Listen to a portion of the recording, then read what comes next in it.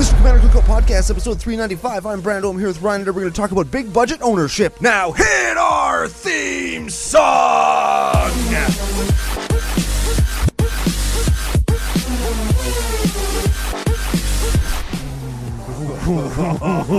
God, dude, this is the BBO and CCO. We did it! Ryan, hey, we're back for another whirlwind adventure. Woo! How you doing? Oh, good. What is going down? Whole ton is going down. We're going to talk about whether budget is equal to power level. Ooh. We're going to talk about pack and decks to take to events in between Vegas and Calgary. Before we get to any of that stuff, we have to thank our official business daddies, FusionGamingOnline.com, their source for all your gaming needs. Very much so, and I've got all of my Fusion orders in. They've been filled, and I got a discount on all of them using CCO Summer promo code. And if it's your first time, you can also use CCO Perks promo code. Both codes work. Both codes get you a discount or money back on your order. Fantastic way to get the stuff that you're going to buy anyways. Mm-hmm. And also support Commander Cookout Podcast and all of our endeavors. Now, not promo code related, but order related and Fusion related. Oh. Super fun thing you can do now. If you're going to come hang out with us in Calgary, you can totally make an order, save 5% off all that stuff you're going to buy anyway. Say you're going to pick it up at the event, save on shipping, and you get to say hi to the Fusion gang. They're great people, and they'll give you your cards, and you can check them out right there, sign off to make sure it's all right. Oh. That's what I did. I got this. Wait until you see the static orb I ordered. Oh, yeah? A static orb and a meek stone. You suck. That's gonna lead well into our conversation today. We've got a little bit of podcast business first. I love how you can use the promo code CCO Summer, get a discount, and get free shipping if you're going to be in Calgary. Yeah, if you're watching on YouTube, which you should be, and you should be subscribing, you can tell that we're exuberant and jubilant. Yes, we are at the point where we're going to be able to see the lights of Las Vegas from our airplane seats. 24 hours from now, we'll be landing. AA Ron Carrar and Amy Carrar will be picking us up at the airport. We love those guys. We're going to acquire beer and food. We're going to consume those things in Las Vegas the night before we go out and see all of our friends, all of you guys, at the big event. Yes. We're going to wait in line first, but that's okay. We're going to have a great time. We're going to eat street tacos. We're going to hit Fremont Street. We're going to totally avoid the strip that's been just devastated for the sake of an F1 race. We're going to ignore all of that shit, and we're going to have a great time. And also, we're going to avoid the flash floods that happened today. Those happened today? Yeah, again, yes. Hopefully our Airbnb isn't flooded. And we call that the CCO experience. Yes. I have got shirts for people. I've got little mini onion bags with prizes, boosters, promo cards, giveaway stuff, Team Ryan versus Team Brando, head to head. If you want to get in on it, you head to patreon.com/CCO Podcast. You pledge at any tier, like $1 a show, $2 a show, whatever it is, whatever you pledge at, it'll get you an invite to the next CCO experience we do. It happens via Patreon Messenger. Yeah. And or the planning happens in our Discord, which is probably the best benefit to becoming a patron. Yes, our Discord is actually really cool. Now, we've got this other little benefit, though. It's called the Patreon CCO nickname. Oh, yeah. Benefit. Yeah, that's what that is. And, ooh, baby. I didn't even tell him what this guy's last name is yet. Because he knows what I'm going to say. Do you know what I'm going to say? I don't know what you're going to say. Oh, beautiful. But the word, wonderful. The word is a good word to do a dirty nickname for. I would posit you this. No, because I'm not going to form it into a question. Let's do our best job to not go with the very obvious. Big shout out and FU to Sean Busher. I want to make a Bush joke. It's really hurting me not to. It's hurting my bush. Like Bushman? I was thinking of like Pusher. Like he's stuffing something in. We could call him Sean Machete Bushman. That'd be a good wrestling name. He's out there like hacking like both snakes and Bush with his little machete to like get where he's going. He's got to find the Temple of Doom and pick up the. Oh, these are dirty Oculus. Yeah, I know. These are all dirty movie references. I know. The Oculus of Doom. Yeah. Where is that going? Can I see it when it's inside you still? No, Like, but is there a jewel on one end? Well, yes, and then Okay. we can see That it. keeps it from going all the way in. Exactly. Okay. Yeah, that's what it's for. And then we Okay. see where it is, when it is, because of it's an Oculus. Can that we you call him see. Sean Butt Jewel? We can call him whatever we want. It's our show. We went to the 3rd or 4th level deep. Mm-hmm. Just like he's going to. Oh, Sean Butt Jewel. Welcome aboard. And F you. Mm-hmm. So if you want your nickname, you head on over to Patreon. Link will be in the show notes wherever you listen to the show. Yes, it will. That is true. I got a little bit more business. Oh, no. Real quick, because Okay. we're not doing a deck today. We are not. We are going to talk about some pretty good Magic theory, I think, though. Hey, Yeah, you were talking about budget build ownership?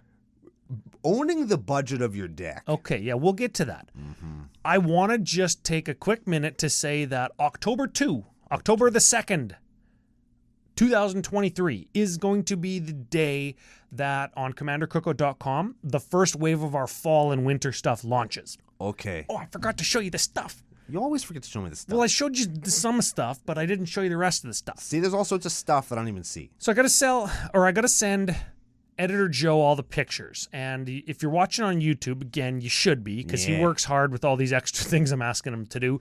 There's going to be 3 kinds of CCO toques. Ooh. Those I did show you, and you can't tell me those that I I didn't. have seen. They have pom-poms and everything, just like I wanted. Yeah, so that's we've cool. got black ones with red. We've got orange ones with black in case you want to go hunting or look like a pumpkin, Yeah. because that's fall stuff. Pumpkins are fun. Yes, we've got CCO hoodies both in dark gray and in black. The classic ones, not like fall or wintry. They're just the classic ones that have our logo on it for Yeah. anybody who's not seeing it. We have got little mini that we give out at the CCO experiences. We've got the little mini onion bags. Nice. And longtime CCO nationalites will know that the onion bag is the stinky onion bag that we pull booster packs out of that we give away. Actually, it's small. We've actually brought it to events and showed people the real onion bag. Yep. And we've had people call us out because it's actually a potato bag. But potato's not as stinky, but just as dirty. Oh, I think that I think a potato way dirtier. potato much dirtier than an onionio. Yes, What you said. correct. Now, in the potato bag, the mini onion bag, Yes. we've got a fresh, shiny shipment of new CCO space dice. Ooh, space dice. A whole box. These are the purple and blue and green metallic ones. Yeah. With space dice. the CCO logo that we did for our Kickstarter 2 years ago. Yeah, space dice. Freaking 2 years ago? Really? Really that long? Ah, Wow. sure. Space dice coast to coast. So some people got 2, some people got 8 and wanted 10, some people didn't get any, and I'm like, oh, sorry, they're sold out. Well, not anymore.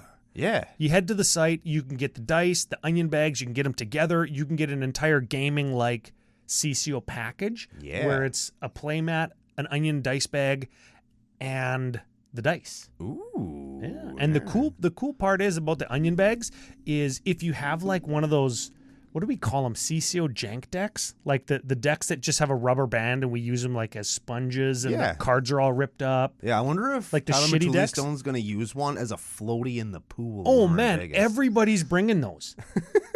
Everybody's bringing them so much so I'm giving the start of one away as a prize at the experience. partly because I thought that it was something that people were going to want, and then you were like, "No, it's the worst pre-con." Yes. And I'm like, "No." I thought you said it was the good it was one. the worst one by a lot. Oh, frick. By a lot. These little onion bags, they fit an entire Commander deck in, unsleeved. Yes. Everybody's always asking for reviews. Hey, do these fit 100 card double sleeved? No. No. Under 100 no card, circumstances. 100 card no sleeves. Yeah, and they're still gonna get a little wear line on the other on the corners because Yeah. it's a fabric bag. Yes. Yeah. So all of it's going to be available. I'm super excited. We've pre-sold this to some of the stuff to patrons already. Yeah. And all of that is going to be going down in Calgary because we're launching it the weekend before to people who actually come there. Mm-hmm. And it's going to be fantastic. It's gonna be a good time. Then closer to Christmas, we're going to do jackets and maybe some plaid stuff. And I'm still looking for an affordable denim jacket. Everybody's been asking me. What the who Who's been asking for denim jacket? I found an amazing denim jacket that's available in multiple colors. The inside of it lined with buffalo plaid, like that red and black plaid. Sure. Frickin' awesome. Even you'd wear that. I probably wouldn't. Dude, you'd look stylish. I probably would, and I still wouldn't. Stylish Uncle Brando. Everybody be like around the station. Everybody be like, "Oh wow, did you get a promotion?" They say that when I wear my tie-dye shirt. Oh yeah. Yeah. Like, wow, Brando, you're looking You're snazzy. pretty hip to be to be slim. Is I'm that gonna wear hip to be square. hip to be square. And I am kind of square when you look at me. I guess. The opposite of slim. But the point is, I would 100% wear my tie-dye shirt and a tie to the Christmas party. You could be tie-dye. December 2nd, baby. We gonna get drunk. Yeah. Oh, yeah. Yeah. I don't know why it's so early in the season, but we're gonna... Good bookings, eh? Bookings. Oh, baby. I'm gonna throw a CCO Christmas party. Yeah? Just me, though. You don't even want me to come? Well, International CCO headquarters, my house. You don't even want me to come? Oh, yeah, you can come. That's kind of... you can come. That's not You very know good, you man. can I'm not come. even invited to my own Christmas party. I just invited you. That's what that was. You want me to send you an email? Yes. We share the same email. Oh, yeah. Peek behind the old curtain there. Yeah. We have the same email. Yeah, It's that's right. commandercookout@gmail.com. If you have deck lists or any kind of show suggestions, you can send them there. Yeah, or if you want to sponsor the show, I'm always looking because frick, man, stuff's expensive. I'll tell you that much. Yeah, stuff is tough. Now, speaking of expensive, Expensive. Oh, that's look at that that's a segue. I right didn't even there. mean to. Yeah. I didn't even mean to. Okay, so we got these two events coming up, or we've got this one event coming up, Yeah, and this technically- one last week. Technically, Vegas is over. We're recording this beforehand. Yeah. Now, I did a spot on Commander Ad Populum last week about what decks I'll be bringing. Yeah. I did the whole thing, still don't know which decks I'm bringing. But this is the moral of the story. When we go, and when CCO Nation goes to an event, and I would like to think when anybody goes to an event, they want to ensure that them and their opponents that they play against have good times. Yeah. The decks we bring very much influence that. And the kind of experience that everybody around me has is something that I want to foster and to culture and to make better. Right? I want to leave people better than I found them. Even if I don't know these people, I want them to have good times at Magic Fests and Magic Cons so they come back. See, I want all that stuff too, but I also want the little knickknacks and things out of their pockets. Oh, I hate stuff. I want to leave all my stuff there and leave naked. Neat. Which in Vegas, I mean, if you were Yeah, walking down just in underwear, I don't think anybody'd see. Yeah, I don't think anybody care. I mean, you got to pay girls for that kind of like pictures. Yeah. Anyways, fostering an environment that's better than when you got there. Yeah. Deck selection helps you do that. And for that reason, when you ask me, hey, what deck should I bring? I say, well, don't bring anything where you're going to have to try to explain your way out of getting attacked, right? Like, don't bring a Stacks deck or a commander that's normally a Stacks commander and say, oh, no, it's not. It's not like Stacks this, or it's not that Urza deck, or you know what I mean? You were outvoted on one of them. I did. I am bringing a snacks deck. Okay. See, here's what I did. Okay. I asked Ryan. Yes. I asked the Vegas planning crew. Got a couple of DMs, couple of messages on Yeah, the message yeah. board. Then I went to people who have no idea what's going on. Oh. People in the office, my family. Texted them a link to my architect page. Hey, pick one of these things. And I said, hey, I want you to pick 6 of these, and then send me the ones that you picked. Oh yeah. And whichever you just took one's votes. And whichever one's got the most votes, those are the ones I'm bringing. Okay, then I would put it on you to take the hand you've been dealt, that you dealt yourself, remember. So if you're getting attacked lots and not having a good time, you made your bed. I did. I picked 2 of them, and then I picked Norin because it's Norin, and I brought Wolfgar because I said I was going to bring Wolfgar. Yeah, okay. And the other 4, by a preponderance of votes, are Muxus, Muria. Yeah, that's one of our most famous deck lists ever. Muria? Yeah, it's one of our most viewed shows on YouTube. You should go watch it right now. That is... Well, no, you should... not. Yeah, wait until this is done. Yeah. And then O3 and... What? Who? Othari Fun's Glory. Huh? Look at it, it's got a bird on it. I don't even know what that is. Oh man, you're gonna find out, baby. Really? We don't even see each other at the CCO experiences until like 1 a.m, and we're like, hey, You're still here? I remember you. Yeah, and Torbran and Rankle is the other one. Oh, yeah, rank my dank. Yeah, Rank Bedankle. Okay. Yep. That's the low-powered option is my Rankle and Dankle. And, okay, so from whatever experience you have, whether it be you getting focused and targeted or you promoting or, forgive the use of this word, but you being an ambassador for yourself and for Magic and for Commander Cookout, how do you think those decks would fare versus decks that you just picked yourself for whatever reason you gave yourself or parameter? Super good. Yeah? Oh, yeah, actually, Othari is currently like one of my favorite decks to play. Okay, tell me what that card does. I don't even know what it does. Okay, Othari is I'm going to try to do it with memory. It's a 3/3 flying haste lifelinker for Boros and 3. Okay. When it attacks, you get an experience counter. Then you get a 2/2 attacking rebel for each experience counter you have. And you can also tap a rebel and pay some mana to bring it from the graveyard back to play. That card is awesome. That card beats the shit out of people. I love that card. It's a Phoenix, but it cares about rebels? Yeah. Do you play Lin Civi? No. Oh. No. I was gonna. Do you play any? Like, do you do like classic Rebel Tribal? No. Oh, come on. That's right up your alley. I know it is. I used to have a Lin Civi deck. We talked about it here on the show. But, Episode 6, I think, hey? yeah, but this is the new hotness. This is where I took my Jumpstart EDH deck that was Runetail and Kazul Tyrant of the Cliffs. Mashed that shit together. And now it's a token-based Boros attacky deck that I'm actually having lots of fun playing. Oh. I'm looking up to see what episode Lin Civi was. And you know why it's a really great and fun Boros attacky deck is because it doesn't just fold up its tent and go home when you get your board wiped, because you just play O3 again, and she has haste, and as soon as she attacks, she craps out a new army for you, and you're back in the race. It's awesome. It's super fun and super good, and on it at times you could hit people for like 100. They go, I'll attack you for 7. I'm like, are you sure you want to do that? I'm attacking you for 7. You want to see how hard I can punch? And then they go, attacking you for 7. And then you take the 7. And then just because you're totally spiteful, you kill them so hard they start the next game at 34 life. That's how hard you kill them. Oh, it's a good one. It's a good one. I like that deck lots. Okay, I'm gonna switch the trajectory of this conversation. Fun. I have faith in you. Yeah, you do. In this regard that I'm going to explain only. Oh. I have faith that you can take the hand of decks that you've been dealt. Hell yeah. And be a good ambassador for yourself, yeah, buddy. Commander Cookout, and our community. Every time.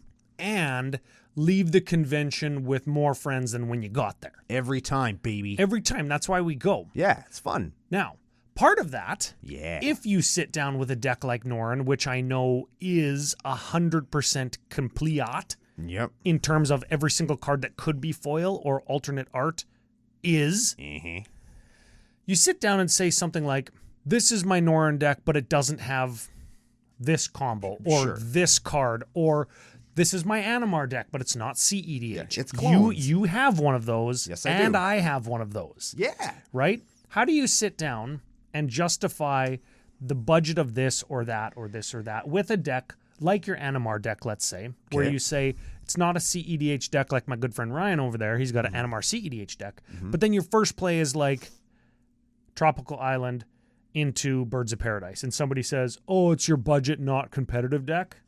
That's what this conversation is really about. Yes. Right? It came from, we're sitting around drinking beers after EDH&M, as we are wont to do. What? Right? And Lin Civi, episode 9. I found it. Anyway. Our good friend Jay, yeah, FUJ, hangs out in the nation, knows lots about birds and stuff. Yep. Talking to me about building a pre-con EDH deck. And I'm like, what the hell is that? He's like, well, that's a EDH deck that's valued at under $100. First of all, there's no such thing as a modern pre-con EDH deck that prior to printing is worth that little. There isn't one. They don't exist. Like the budget of all the cards combined on the secondary market is greater than $100? Correct. Okay. Those do not exist in pre-cons at this point. So it's an artificial number that you're being asked to. You must have been watching the Command Zone to know that. No, I just pay attention. I like pre-cons, man. I paid lots of attention to those things. And I see what they're building and what they're giving people and making sure that nobody's getting ripped off. I like to pay attention. So when people ask me, hey, is this any good? I can say no. Yes. Or yes. And then I think that you said the opposite. Yes. There, see? No. But we're kind of going back and forth about, does budget, the value of a deck, is it equatable to the power level of a deck? And I put that on Twitter as well, and it got a lot of engagement from a lot of people. And I think that I think you actually skipped a step there. Sorry? Is budget of deck equatable to pre-con-ness? Like even then, and absolutely not. And power level isn't equatable to pre-con-ness either, because of late there's been some really powerful pre-cons. The Urzas and Mishras and the Necron Warhammer 40k and the Thick Daddy Sauron is actually a really good deck. Rohan pre-con's really good as well. Yeah, the frickin' Rohan one, man, slapped my dink right around my body like a frickin' hula hoop. Alex has been playing the Baldur's Gate. The Baldur's Gate Mind Flayers one. Virtually unedited. Yeah. And he's been taking down games with it for months. Captain Nagrothrod. Yeah. Some of those decks are really, really freaking good. So $100 does the budget, is it beats decks that I've built. It beats decks that you've built. I got it. This is the visualization of it. Okay. Venn diagram. 3 circles. 3 circles. Price. Power level. Price, power level. What was the third thing? I don't know. You tell me. Did I just have that in my head? I think you did, yep. Price. Is power level the same as speed? No. No, it isn't. That's what it was. Yes. How fast it can kill you is a lot of the times how people equate power. Yeah. Price sometimes equates to power in people's minds. Mm-hmm. And power is its own thing, because power can be slow. Like, look at stacks, right? Yeah.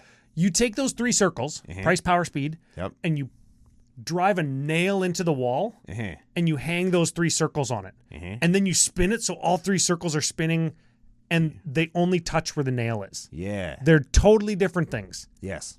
The price of a deck has nothing to do with the speed of the deck or the power of the deck. In most cases. I mean, sometimes if you want, like you say with cars all the time, if you want your deck to go fast, you have to pay some money. Yes. Right? That is the truth. But just because a deck is worth X dollars, I actually brought up my own personal deck list here because I wanted to use one of mine as an example. Sure. Because this deck is very, very strong at the top end, but it's also very, very slow, but it's also worth a lot of money. $3,300. Yeah. Now, when I say $3,300, what pops into your mind?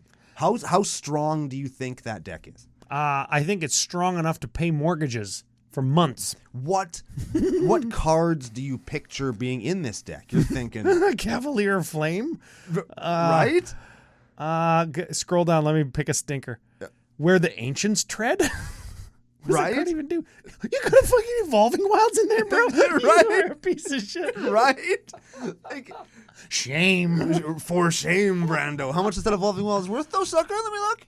$2? $2 because it's a foil for a card that's, rule book looking one. For a card that's free, and that's the point. The reason this deck is worth so many dollars, I was gonna bring it to Vegas, but I'm like, I don't wanna. It's a little no. Oh, you'll be fine. This just for my own peace of mind. I'm already bringing a couple other expensive ones, but I'll bet you could buy this entire deck for $400 or less. I'll bet you could. And the reason that it's expensive is because everything is foil or extended art or secret lair or whatever, right? And a lot of that, because I think we can branch into 2 different directions here. Mm-hmm. A lot of that is stuff that you had. And stuff that I had is kind of like a found budget. Yeah. It's like, I already had this. I didn't pay any money for it, though it is worth money to nerds. Yeah. Right? If I was to sell it on the internet. It's not worth the paper it's printed on, like real money. Yeah. But in our environment, it is. Mm-hmm. But I didn't pay anything for it.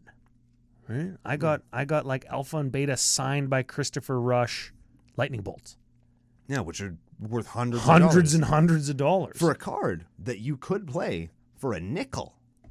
An American nickel. In Canada, they're a quarter. So still 100. Yeah. But look at it. My Sol Ring in this deck is $100. Oh, wow. Not even joking. For a card that's worth $2. That's an unlimited. Is that you got an unlimited Sol Ring in there? Yeah. Not a foil one? No. I have the unlimited. I have foil ones. I like the unlimited one. I also have a signed Antiquities Ashnod's Altar. Ooh, would you trade that? No, I like it. I like it very much. I like that one. So those are the 2 cards in there that aren't thingied. But the point I'm trying to make here that we're illustrating is there have been games, and I'm sure you've had them, and people who are listening have also had them, where you sit down and you drop a fetch land or a dual land, like you said earlier, and people are like, "Oh, this deck is so."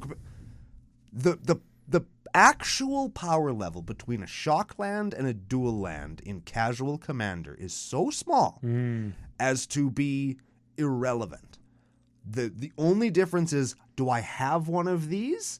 Yes or no? Yes. And if the answer is yes, then you should play it because you have a cool card and you should play them. And you shouldn't feel bad about it. Yeah, and nobody should You know what I like? pimp shame you for having this card that's worth $400, right? Pimp shaming and no kink shaming in the nation. Yeah. Certainly no pimp shaming, hey? Well, I Man, mean, you would be shamed right under the bed. I looked through. I aggressively foil all of my decks, and the cheapest one that I have is this one. We'll go in there. It's 565 US monies, and it's my Enchantments I Guess deck that just has all the blue and white enchantment stuff that I like in it. I guess. And that's what the deck is. It's, you know what I mean? And it still ends up being... I want to go back. I want to go back to Shocklands versus Dual Lands. And the difference is so small. So small. That if you're not playing cEDH, where it might matter. Where the 2 life make a difference? The 2 life doesn't make a difference because you usually die to a combo. So even in cEDH, it doesn't matter that much for $800 or whatever like an Underground Sea goes for. Yeah.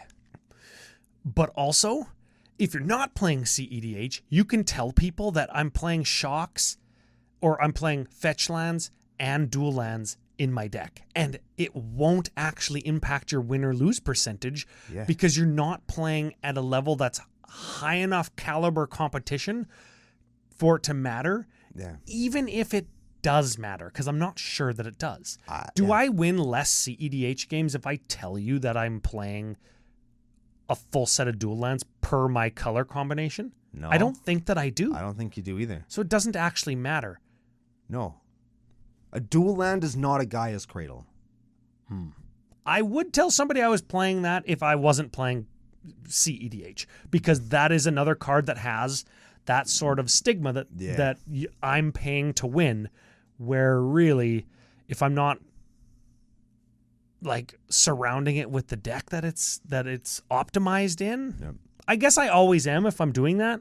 So really, like, that puts the argument back onto itself. See, you are paying to win, but then I would insert again, I didn't actually pay for it because I already had it from before it exploded in price. And there are certain cards certain cards are outside this argument. Gaia's Cradle, I would argue, is one of them. Mana Crypt and Mana Vault could be maybe, because they do accelerate your deck to a point. They do. So you could maybe make an argument for them. But they fall into that category of they don't win you the game. I'm playing fast mana, just so you guys know. Yeah. I've got a couple fast mana pieces in here, and they don't win you the game like Gaia's Cradle could.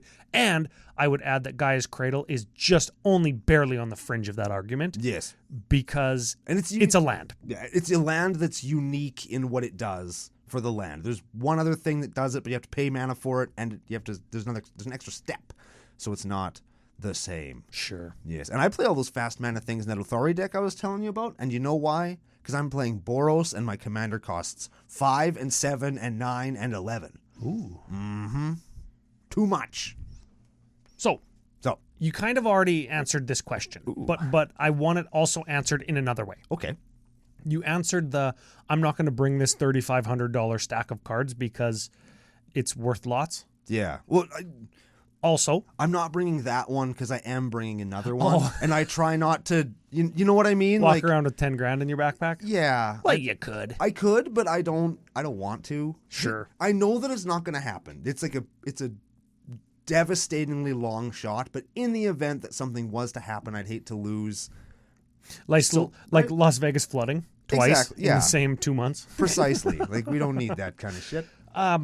Okay, so you answered the question, but does the budget of a deck?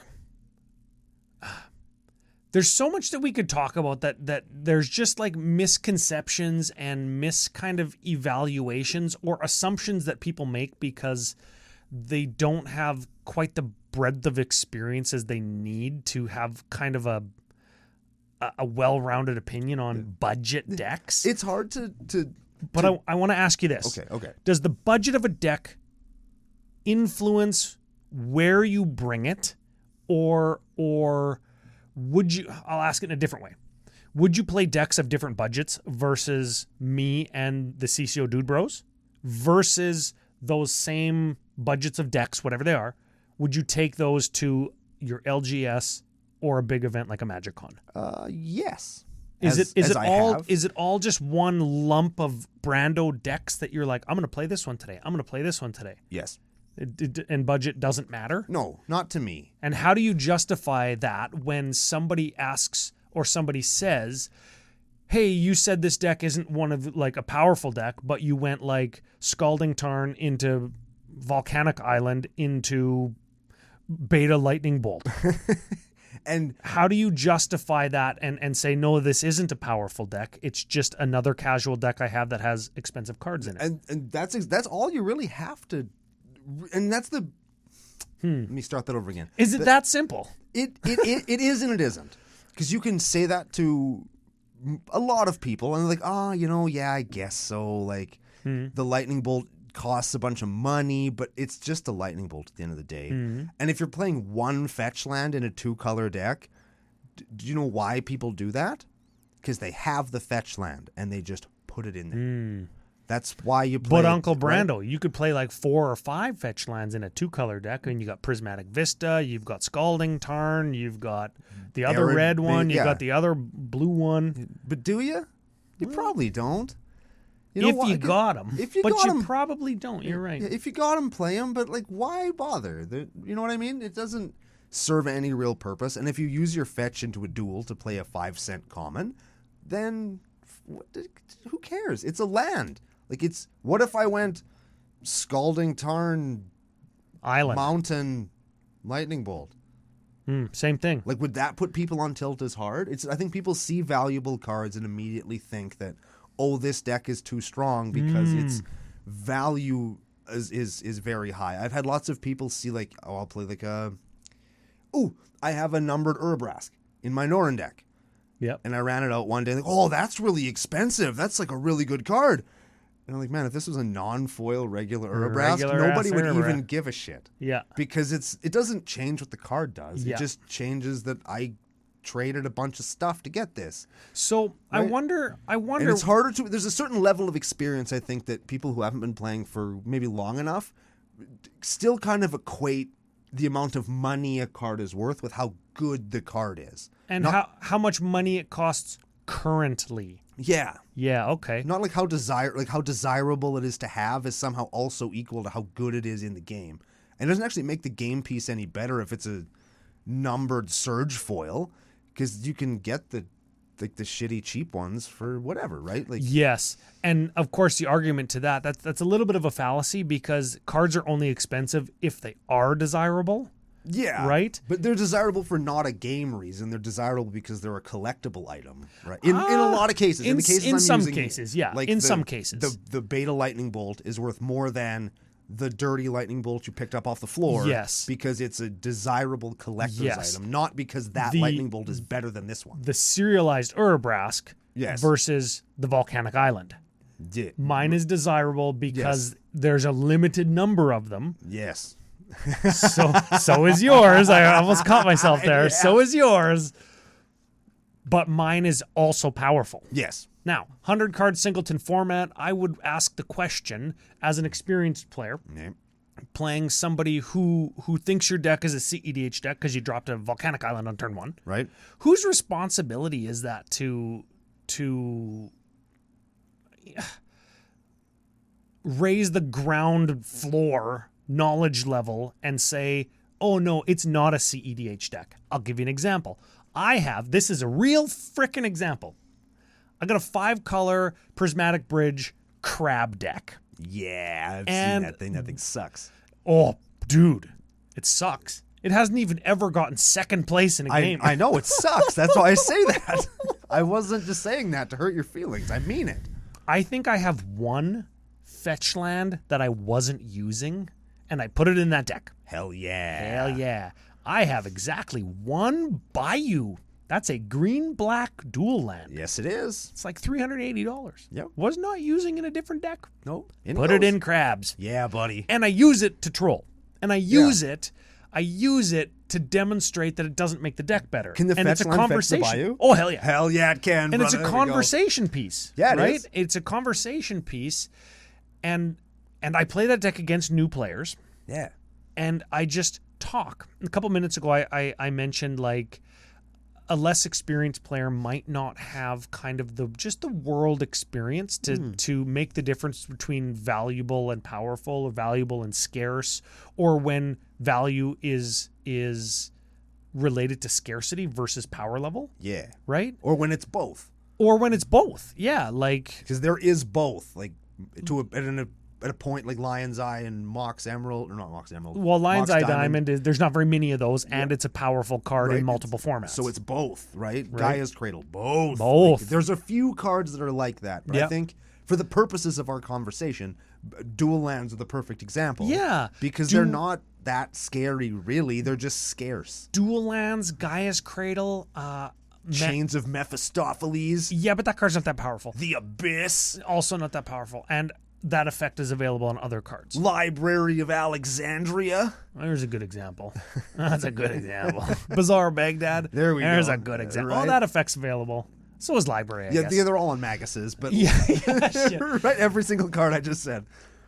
Whose responsibility is it? Ours as the player of said card, when we sit down with a newer or less experienced than us player and we declare kind of real zero-y, hey, I've got this deck. My Elsha Dragon's Approach deck was a perfect example because I played a whole bunch of fast mana, like a Soul Ring, Mana Crypt, Mana Vault, bunch of Signets, bunch of Talismans, and the deck was like good. Sure. For a Dragon's Approach deck. No tutors, lots of card draw. And it was a Dragon's Approach deck, so it was very linear, lots of samey kind of stuff. And if you didn't get your early fast mana, even though I was playing 10 of them, the deck didn't pop off very often like a combo deck ought to. Sure. Right? And I would tell people that it does have fast mana in it, so don't be alarmed. But it's a combo deck, and it's receptive? Receptive? Receptive to graveyard removal? Is that the right word? No. Bends over to graveyard removal? Susceptible. There we go. And mostly they were okay with that. So when I start the game and I go like turn 1, Mountain, Mana Crypt, whatever, Signet, it's like, oh, I thought you said this deck wasn't powerful. I just told you. Yeah. This is the small hand. Now I have to draw 20 Dragon's Approaches before you die. Like this is okay. This is okay, right? So I take it as my responsibility to educate, and that's part of how I leave the Magic Fest in a better place than when I found it. Is through making people understand that there's more to power level, speed, and fun and different levels of competition than just how much money you spend. Mm-hmm. And that's not even getting into proxies, because we're not talking about proxies today. Yeah, we're not talking about those. And technically, you're not allowed to use them at the official sanctioned events anyway. Yes, that's... If you got them, whatever, we don't care. That's why I'm not talking about it But it's today. not the conversation today, yeah. I think, personally, that I don't take as much personal responsibility for that kind of education so much as I just lead by an example, and I'll just make sure that everybody has a fun game, because that's what I do. That's what I always aim to do. That's my goal in every game of Magic that I play, is for us to have fun playing a game. Because games are supposed to be fun. Hey, who'd have thought that's messed up, right? It's supposed to be fun.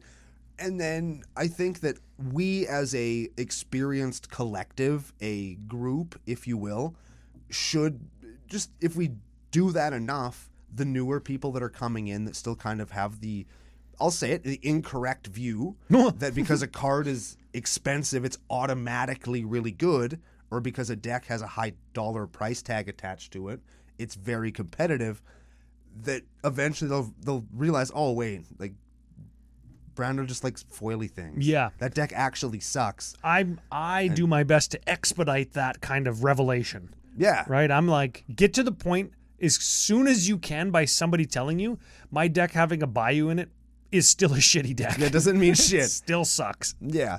And eventually, like, I feel like as you get into like turn 3 and 4, people realize that with lots of decks, right? I play Mana Crypt, turn 1, Sol Ring, Mana Crypt, Mana Vault, Signet. Go. And then they say, okay. And then you come back around your turn. You draw, land, go. No, you roll the dice. You take 3. You don't untap your Mana Vault. Take 1 more. Draw a card. You only have 3 cards in your hand now. You go basic land. Or Snowland Duel that comes into play tapped. Don't even gain a life. Don't even scry. Look at your hand. Missing a color. Go ahead. Right? Missing a color. Like... And I feel like that's kind of how a lot of that Can't goes. even Right? play my commander. And it immediately shows like, oh man, this guy sucks. Sucks at Magic. Yeah, Right? Why did he keep that hand? Because it was gonna go fast. Because right? fast mana, sweet. right? Yeah. Oh man, it's like the meme, hey, where the school bus is trying to cross the train tracks and the train hits it. Yep. Right? It's like fast mana, like 2-lander with Mana Crypt and Soul Ring and whatever. Yep. And then the train is not drawing your second land on your turn No 2. second land. Right, and that's kind of how it goes. And I think that that's one of the things that people should, like, if I could instill anybody with anything, is to look at for that kind of stuff. Like, actually look at how does the game go, and how did those big, bursty, expensive turn 1 plays, like, did it actually make you win? Or did you aggro them out because they took 18 damage off of a Mana Vault or Mana Crypt? Bro, I just Mana thought Vault. Whatever the fuck one it is. both hurt you. Yes. This Mana Crypt does it faster. There we go. I just thought of something. Tell me. What's the most on average? Oh, on average. Oh man, this is getting to even be a better question. Oh no. What is the most expensive turn in Commander? On average. On average, that's a... Okay, special printings aside? straight up, yeah. Just cards. Okay. It's got to be turn 1, right? Well, it probably could be. If you go fetch into duel into like Soul Ring? Fetch into duel, into Sol Ring, into Mana Crypt, into Mana Vault, into... what's the tower? Grim Monolith. Yeah, into Grim Monolith. You could do like Jeweled Lotus also yeah. would go down. And how many cards is that? Mana Crypt, Mana Vault, Sol Ring, Fetch Land, Grim Monolith. So you have 2 more cards. Two more cards we can play. Vegas 2018, not Jeweled Lotus, but Metal Worker and Lightning Greaves, and all the land. He made 10 mana, cast Kozilek turn 1. I've told you that story? Oh, yeah, lots of times. Oh, man. Yeah. And then he attacked not me. Yes. Idiot. Still lost that game. Yeah, I probably definitely did. lost that You game. probably did eventually get attacked by that Kozilek. Oh, yeah. Yeah. Yeah, like turn 2. The second time, Yes, yes. the second time was me. Yeah, I wonder, is turn 1 or turn 2 just like... Because that's like when Chrome Mox has come down. Like if you just took a cross section of every single game played this weekend and people recorded every single spell and land they played on every single turn, and you added up the value of every single turn there was, what's the average price of turn 1? Because you have to juxtapose the cEDH turn 1 where it's like fetch into duel into fast mana into something Yeah. versus basic land go. I feel like that turn would probably bring it down. Yeah. Oh yeah. What's the average turn? $3. Well, What the hell? On a 2,000 games that were played, like But then you 1,500 of them were basic go. you look at turn 2 where you go on turn 2 you go basic land, Mana Crypt, Grim Monolith, cast my 4-drop or 5-drop commander.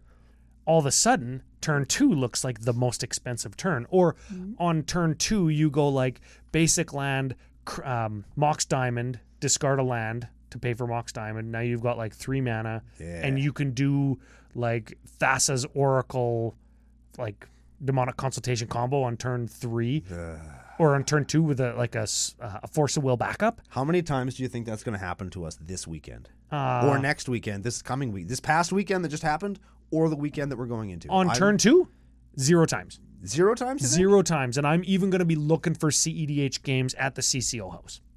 Okay. I don't think it's going to happen that fast. Yeah, I don't think so either. And when you say how many times where it all resolves and wins? We are going to Calgary, my man. Like, there's some... Y'all from Calgary, you know you're scum. You got to talk to each other. You got to stop being that way. Yeah. Every other city that we've ever been to on Earth, you don't have to worry about some, like, secret cEDH guy popping out of the woodwork. What the hell's the matter with you? They must like cEDH in Calgary. And that's great, but just tell us we're cEDH players. Don't show up for casual and try and scumbag some elementary school kid that's there with his dad. Oh, yeah. That's Just a good saying. idea. That's a good idea right Show there. up and have fun, but don't do that thing that I just said. Yep. Come to the CCO booth because we'll set you up in the appropriate power level. Yeah. If you want to play cEDH, boom, play cEDH. We'll set you up. Yeah. If you want to play casual, boom, come play casual. Got you, fam. Yeah. Mm-hmm. Hey, Alex is coming now. Did I tell you that? Oh, no, you didn't. Alexi. Is CCO Alex and CCO Lara. Aiden? Aiden? I don't know. Don't know about him yet. If he's coming, he's in the trunk. Excellent. Because the car's full. And he's not small. He is a very large human. Lara's tall, Aiden's tall, Alex is tall, and somehow you always get the front. Yeah. It's because I'm the oldest and the frailest. Well, you are the oldest, and And the the front is widest. the only place that there's the airbag. Yeah. I'd turn to dust if we get into an accident. Mm-hmm. Brando dust. And I don't want to turn into dust. I I got don't- lots of other things I need to do. I kind of don't want to Google that. No, I wouldn't either. Brando dust. That sounds dirty. It probably does, yeah. Where does it come from? Oh. Well, did we solve the world's problems? Every time we talk, man. Every bonus episode, hey? Every bonus episode, we solve the world's problems because it comes down very simply to a single solution, Ryan. I think I know what it is. It's a game, and games are supposed to be fun, and don't take it that seriously, and we'll all just get along fine. Yes. I'm going to add a rider onto that. Tell me. Little part A Okay. onto the bottom of that. Okay. Don't be a dick. Just don't be an asshole. It's That pretty, card's worth $100. Yeah. yeah, you should see the rest of my deck. Yeah. It's not. Yeah. And you killed it with a 10-cent common. Sweet. Oh, the old, oh, I'm going to turn the old dies to removal onto its head. Uh-oh. I'm going to play just the most expensive card and encourage people to kill it to show them it's not powerful. Oh, man. Why don't you stone rain my dual land? Dies to removal. Here, I got a better idea. I'm going to animate it with a creature land animator thing. Yep. Thereby spending more money. Oh, And then I'm going to get you to Doomblade it. you're going to use Kamal Fist of Krosa to animate your Bayou, and somebody can terror it. Oh, Even dude, worse. I'm going to use a foil onslaught Kamal the Fister. Oh, yeah. And I'm going to animate my dual land. Oh, yeah. Your beta duel. Oh yeah, my beta. I don't got no beta duels. Oh, and they're just going to get you with just the most jacked up, white bordered 7th edition terror. Oh, man. Right? No, they're gonna get me for something from Chronicles. Oh, no. Oh, God. That's the spinning darkness from last week. That's what it'll get you with. Oh, my God. I don't even remember what that does. Oh, you like discard a black card and it 2's something. I don't even care what it does. Oh no! Oh, spinning darkness. You can cast it for free, can't you? Yeah. It's like a black burn spell. It's You take black- 2, I gain 2. It's Black Force of Will. No, that's Contagion. No, is that Spinning Darkness? No, but spin. Okay. Oh man. Okay, you're looking it up. You're Okay, looking it up. I'll look it up. Editor Joe will have it on the screen for the YouTubers. We talked about it last week too. We thought it killed 2 things, or I thought it killed 2 things because it has like a real kill 2 things name. Spinning Darkness. Spinning Darkness. It sounds like it would kill 2 things. We were definitely talking about a different card. Oh, we definitely were. Yes, we were. Did we say Spinning Yes. Yes, we did. Oh, Tell 'em what it does, I Ryan. knew that it wasn't. Well, then you should have said something at the time. Are you sure? Definitely. You weren't on a different podcast? No, you weren't on the frickin' DDO? You were looking for the Undaunted Yes. Kill a Thing spell. Yes. And I was like, is it Spinning Darkness? And you were like... And I was like, tee yeah. Spinning Darkness. Black 4 instant. Hey, it's looking pretty good. It's It already must good. be powerful. Definitely. Spinning Darkness deals 3 damage to target non-black creature. Can he get a player with it? No. It's not a burn spell. It's a piece of spell. We gain 3 life. I stand by what I said. So it's healing salve. Oh, for sure It's it is. healing salve that gets a guy. Healing salve for 6. Also, you may exile the top 3 black cards from your graveyard rather than pay Spinning Darkness's mana cost. There you go. You can cast it for free. It's a free removal spell. Put it on the top 5 best free spells. Probably should. This is the top 5 worst best free spells. Keep in mind that if you're playing it in your deck, you are obligated to keep the order of your graveyard intact so that you know which are the top 3. I'm going to see how many people you were actually talking to when you said that.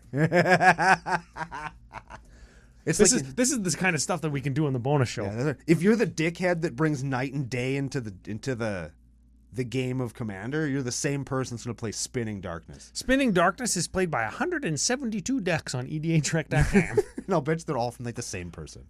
They're probably just the same guy, just putting it in every deck. It's his favorite card. The guy who drew it. I'll bet you it's the guy that painted it. What's his name? John Colfart? John Colfart. I hope that he's going to be in Vegas so we can see his all Spinning Darkness deck. That's going to be great. Man, how do I tell what commanders play this? It just goes to high synergy cards, top cards, creatures that are in the same deck. Look at these high synergy cards. Look at them. None of them are black. None of Oh no, look at this. Look at this. Force of Vigor. Okay.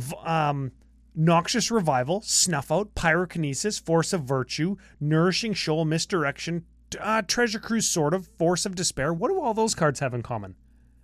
They're all free.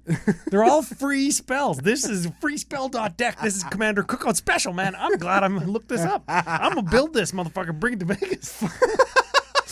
Guess how many land are going to be in it? 0. Because all of your stuff costs nothing.